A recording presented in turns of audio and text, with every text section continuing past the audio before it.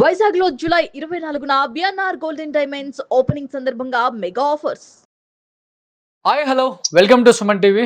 నేను మీ రోషన్. ప్రస్తుతం మనకి ఇక్కడ నుంచి హైదరాబాద్లో ఎవరైతే ఎక్కువ అమ్మని ప్రేమించే అభిమానులు ప్రతి ఒక్క స్టేట్లో ఉన్నారు. ఆమె ఎక్కడికి వెళ్ళినా కానీ అభిమానుల ప్రేమ తట్టుకోలేనంత ఉంటుందన్నమాట. ఎందుకంటే ఆమె అందుకనే అంత భరోసాగా హ్యాపీగా లైఫ్ని లీడ్ చేస్తున్నారని చెప్పుకోవచ్చు. ఎప్పుడు హైదరాబాద్లో ఉన్న అన్ని సంవత్సరాలు కూడా చుట్టుపక్కల ఉన్న విలేజెస్లో పెద్ద పెద్ద అభిమానులు ఆమె కోసం ప్రతిరోజు 100-200 మంది ఆమె ఇంట్లో ఆమె కోసమే, ఆమె మాటలు వినటానికి వెళ్ళేవాళ్ళు ఎంతోమంది. అలాంటి అభిమానులు ఎంతోమంది రాత్రి ఈ న్యూస్ జరిగిందని తెలిసిన తర్వాత, ఫ్లైట్లు లేవని తెలిసిన తర్వాత ఇక్కడి నుంచి కార్లలో ఎంతోమంది వెళ్ళారు. అలాంటి అభిమానుల్లో అమ్మని ఎక్కువగా ప్రేమించే ఇంకొక అభిమాని చిరంజీవి అని మన తుక్కుగూడలో ఉంటారనమాట. చాలా అంటే ఆయన ఒక రియల్టర్, ఒక కన్స్ట్రక్షన్ అవన్నీ చేసుకుంటున్నప్పుడు కూడా కేవలం అమ్మ దగ్గరలో ఉంటారు అని చెప్పేసి ఎక్కువ అమ్మ దగ్గరికి వెళ్ళే వాళ్ళలో కూడా చిరంజీవి ఒకళ్ళు. ప్రజెంట్ నైట్ నేను కాల్ చేసినప్పుడే అమ్మ దగ్గరికి వెళ్తున్నానని చెప్పారు. అన్ని దగ్గరుండి చూసుకుంటున్నారు. మీరు ఒకసారి అక్కడ చెప్పాలంటే నెట్ కనెక్ట్ అవ్వట్లేదు అనమాట. వాళ్ళు మనకి జూమ్ కాల్లో అందుబాటులో రావడానికి, వీడియో కాల్లో కూడా చాలా కష్టంగా ఉంది. బట్ ఒకసారి మీరు జానకమ్మని చూడొచ్చు. జానకమ్మ కోసం ఎంతోమంది తహతహలాడిపోతున్నారు. ఎందుకంటే మార్నింగ్ నుంచి మిగతా ఎక్కడ డిజిటల్ మీడియాలో ఆమెను చూపించడానికి అవకాశం దొరకలేదు ఎవరికి కూడా. ఏ మీడియాలో కూడా పెద్దగా అవకాశం దొరకలేదు. ఒక్కసారి జానకి అమ్మని ఇక్కడ మీరు చూసి ఆమె లాస్ట్ ఒకసారి అమ్మని చూడవచ్చు మీరు అందరూ కూడా. అంటే నాకు రావట్లేదు, అమ్మ చనిపోయారని చెప్పడానికి రావట్లేదు, ఒకసారి అమ్మని లాస్ట్లో చూడండి అని చెప్పడానికి కూడా తొందరగా రావట్లేదు. ఎందుకంటే ఆమె మనతో పాటే ఉన్నారు, ఆమె పాటల రూపంలో. ఆమె ఎక్కడికి వెళ్ళలేదు కదా, ఆమె మనతోనే ఉన్నారు కదా. ఆమె చెప్పే మాటలు, ఆమె పాడిన పాటలు, అభిమానుల కోసం ఆమె చెప్పే మంచి మంచి ఎన్ని నీతి వాక్యాలు, ఆమె నిజంగా ఆమె చెప్తూ ఉంటే మనం ఎందుకు ఫాలో అవ్వకూడదు? ఇలానే ఉండాలి కదా.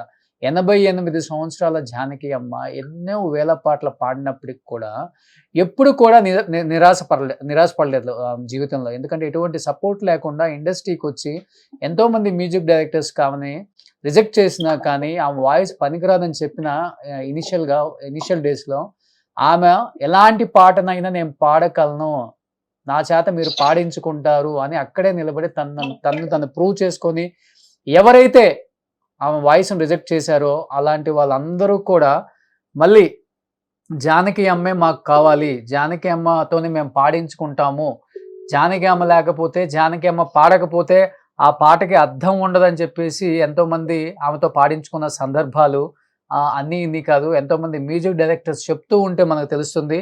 చిరంజీవి ఒక్కసారి అక్కడ పరిస్థితి ఏంటో చెప్పగలరా? If you don't mind. మన వాళ్ళు ఎవరైనా వచ్చారా అందుబాటులోకి అక్కడికి? మన మన ఆమెతో పాటు పాడిన సింగర్స్ కావచ్చు, లేకపోతే యాక్టర్స్ కావచ్చు, ఎవరైనా వచ్చారా అక్కడికి? రోషన్, కొంచెం మనకి ఫ్లైట్స్ ఇబ్బంది అవ్వడం వల్ల చాలా మంది రాలేకపోయారు. మనకి హైదరాబాద్ నుంచి వివిధ ప్రాంతాల నుంచి ఒకటే ఫ్లైట్ అవైలబుల్ ఉండడం వల్ల చాలా మంది రీచ్ అవ్వలేకపోయారు. కానీ ఇక్కడ కన్నడ నుంచి కానీ, తమిళ ఇండస్ట్రీ కానీ, సుజాత మోహన్ గారు, తర్వాత చిత్ర గారు, సునీత గారు, వీళ్ళందరూ కూడా ఇప్పుడు రాబోతున్నారు మరి కొద్దిసేపట్లో. అమ్మగారి ఫైనల్ రైట్స్ 4 o'clock స్టార్ట్ అవుతాయి. ఇక్కడ నుంచి 20 కిలోమీటర్ దూరంలో ఒక ఫార్మ్స్ ఉన్నాయి. అక్కడ సాయంత్రం ఆవిడ అంత్యక్రియలు 6:30కి అలా జరగనున్నాయి. చుట్టుపక్కల ఒక్కసారి అక్కడ ఇప్పుడు అమ్మని ఎక్కడ ఏదన్నా ఫామ్ హౌసా, అమ్మగారి ఫామ్ హౌసా అది, లేకపోతే అభిమానుల ఫామ్ హౌసా అది? అరేంజ్మెంట్స్ అంతా ఎవరు చేశారు? ఎందుకంటే కొడుకు లేరు ఆమెకి, ఇంకా ఎవరు అరేంజ్మెంట్స్ అని చూసుకుంటున్నారు?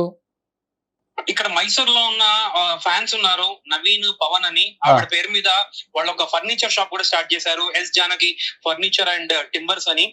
సో వాళ్ళందరూ కూడా ఇక్కడ మైసూర్ లో చాలా అద్భుతంగా అమ్మని ఇన్ని రోజులు చూసుకున్నారు. మురళి లేకపోయినా కూడా వాళ్ళు దగ్గరుండి సొంత కొడుకుల్లాగా చూసుకున్నారు. అలాగే హైదరాబాద్ నుంచి కూడా చాలా మంది అమ్మ దగ్గర రెగ్యులర్ గా ఉండేవాళ్ళు, ఫ్యాన్స్ అందరూ కూడా పొద్దున్నుంచి ఉన్నారు, అన్ని కార్యక్రమాలు దగ్గరుండి చూసుకుంటున్నారు.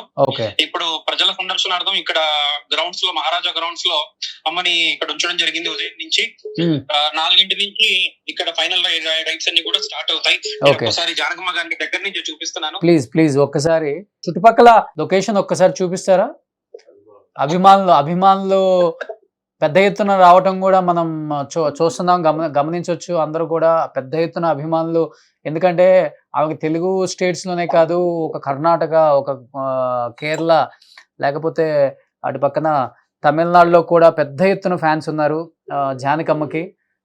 అండ్ జానకమ్మ ఫ్యాన్స్ ఎంతో మంది ఉన్నారు కాబట్టి అందరూ ఫ్యాన్స్ కూడా ఆమెని ఒక్కసారిగా చూడాలి, డెఫినెట్గా అమ్మని చూడాలి, ఆమె ఆమె ఆమె అందరు చివరి కోరిక ఉంటుంది. డెఫినెట్గా అమ్మని డైరెక్ట్గా ఫస్ట్లో చూడని వాళ్ళు కూడా ఇప్పుడు ఎంతో మంది తండోపతండాలుగా అక్కడికి వస్తున్నారని కూడా మనకు చెప్తున్నారు.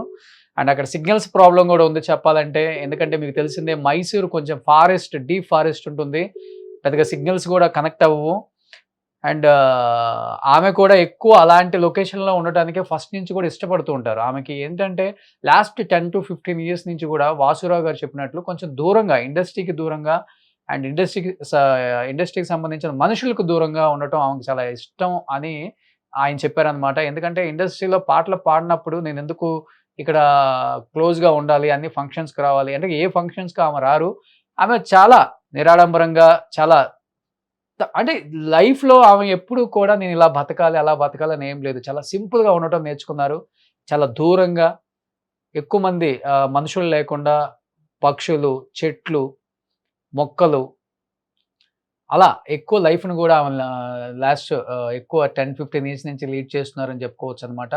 జానకమ్మ గారు ఎక్కువ హైదరాబాద్ అండ్ మైసూర్లో కూడా చాలా డీప్ ఫారెస్ట్, ఎవరికి తెలియదు. రీసెంట్గా కొంతమంది ఇక్కడి నుంచి వెళ్ళటం చూసాం. మన పేర్ని నాని గారు, వాళ్ళ వైఫ్ వీణా శ్రీవాణి గారు, ఇలాంటి వాళ్ళు. అంటే లాస్ట్ 2 to 3 ఇయర్స్ నుంచి అమ్మని అసలు కలవని వాళ్ళు, లేకపోతే అమ్మ బ్లెస్సింగ్స్ తీసుకోవడం కోసం వెళ్ళే వాళ్ళని చాలా ఎక్కువ మంది చూసాం.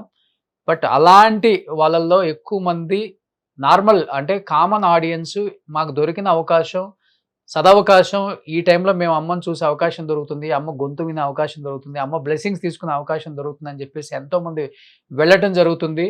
బట్ నిజంగా జానకి గారు అతను ఏదైతే చెప్పారో చిరంజీవి గారు, కుటుంబంలో ఎవరూ లేనప్పటికి కూడా ఆమెని అభిమానించే అభిమానులు పెద్ద ఎత్తున ఏమాత్రం లోటు లేకుండా అందరూ కూడా ఒక కొడుకు పాత్ర తీసుకొని చాలా పెద్ద ఎత్తున అక్కడ మీరు సందర్శనార్థం చూస్తే అమ్మగారిని నిజంగా ఒక లెజెండరీ సింగర్, ఒక పెద్ద సెలబ్రిటీ చనిపోయినప్పుడు కుటుంబంలో ఎవరు లేకపోయినా మేమందరం ఉన్నామని నిలబడి వాళ్ళందరూ అమ్మగారి ఫైనల్ రైట్స్ అంటే అంత బాగా దగ్గరుండి చూసుకోవడం నిజంగా గ్రేట్. అండ్ ఇండస్ట్రీకి సంబంధించిన కొంతమంది ఇక్కడి నుంచి వెళ్ళటం చూస్తున్నాము. అండ్ ఫ్లైట్స్ అవైలబిలిటీ లేదు. డెఫినెట్గా ఎవరిని కూడా తప్పుపట్టలేము ఈ విషయంలో. చాలా దూర ప్రాంతం, చెన్నై అయితే అవైలబిలిటీ ఉండేది వెళ్ళేవాళ్ళు, అలాంటిది ఒకే ఫ్లైట్ ఉంది కాబట్టి ఇండస్ట్రీని మనం తప్పుపట్టలేము, ఏ ఇండస్ట్రీని కూడా ఇప్పుడు. సో బెంగళూరు నుంచి అయినా, లేకపోతే తమిళనాడు నుంచి అయినా, లేకపోతే హైదరాబాద్ నుంచి అయినా ఎవరిని కూడా తప్పుపట్టలేము. అందరూ కూడా వాళ్ళ సోషల్ మీడియాలలో కూడా వాళ్ళు పోస్ట్ చేయడం జరిగింది. కొంతమంది ఇప్పుడు 2:30 అవైలబుల్ ఫ్లైట్కి వెళ్తున్నారు, బట్ వాళ్ళు అందలేరు, 4 కలా ఫైనల్ రేట్ స్టార్ట్ అవుతున్నాయి అని చెప్తున్నారు. ఎనీహౌ అమ్మ ఎక్కడున్నా కానీ ఆమె ఆత్మకి మనశ్శాంతి కలగాలని సుమన్ టీవీ నుంచి మా అందరి తరపు నుంచి కోరుకుంటున్నాం. So thank you so much Chiranjeevi. మేము చూడలేని వాళ్ళందరం కూడా మీ ద్వారా వీడియో కాల్లో అమ్మని మేము చూసే ఒక అవకాశం మాకు కలిగించినందుకు thank you so much. Suman టీవీలో మీ పర్సనల్ అండ్ బిజినెస్ ప్రమోషన్స్ కోసం కింది నెంబర్కి కాంటాక్ట్ చేయండి.